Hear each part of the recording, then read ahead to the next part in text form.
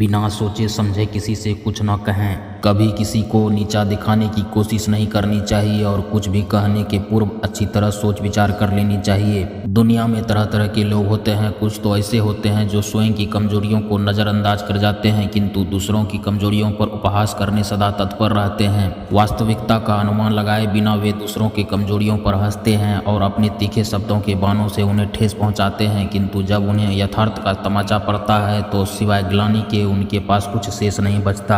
आज हम आपको एक अंधे व्यक्ति की कहानी बता रहे हैं जिसे ऐसे ही लोगों के उपहास का पात्र बनना पड़ा। एक गांव में एक अंधा व्यक्ति रहता था। वह रात में जब भी बाहर जाता एक जली हुई लालटेन हमेशा अपने साथ रखता। एक रात वह अपने दोस्त के घर से भोजन कर अपने घर वापस आ रहा था। हमेशा की तरह उसके हाथ में एक जली हुई लालटेन थी। कुछ शरारती लड़कों ने जब उसके हाथ में लालटेन देखी तो उस पर हंसने लगे और उस पर व्यंग्य बाण छोड़कर कहने लगे, अरे देखो देखो, अंधा लालटेन लेकर जा रहा है, अंधे को लालटेन का क्या काम। उनकी बात सुनकर अंधा व्यक्ति ठिठक गया और नम्रता से बोला, सही कहते हो भाइयों, मैं तो अंधा हूँ, देख नहीं सकता। मेरी दुनिया में तो सदा से अंधेरा रहा है, मुझे लालटेन क्या काम। मेरी आदत तो अंधेरे में ही जीने की है, लेकिन आप जैसे आंखों वाले लोगों को तो अंधेरे में जीने की आदत नहीं होती। आप लोगों को अंधेरे में देखने में समस्या हो सकती है। कहीं आप जैसे लोग मुझे अंधेरे में देख ना पाए और धक्का दे दें तो मुझ बेचारे का क्या होगा। इसीलिए ये लालटेन आप जैसे लोगों के लिए लेकर चलता हूँ ताकि अंधेरे में आप लोग मुझ अंधे को देख सकें। अंधे व्यक्ति की बात सुनकर वे लड़के शर्मसार हो गए और उससे क्षमा मांगने लगे। उन्होंने प्रण किया कि भविष्य में बिना सोचे समझे किसी से कुछ नहीं कहेंगे।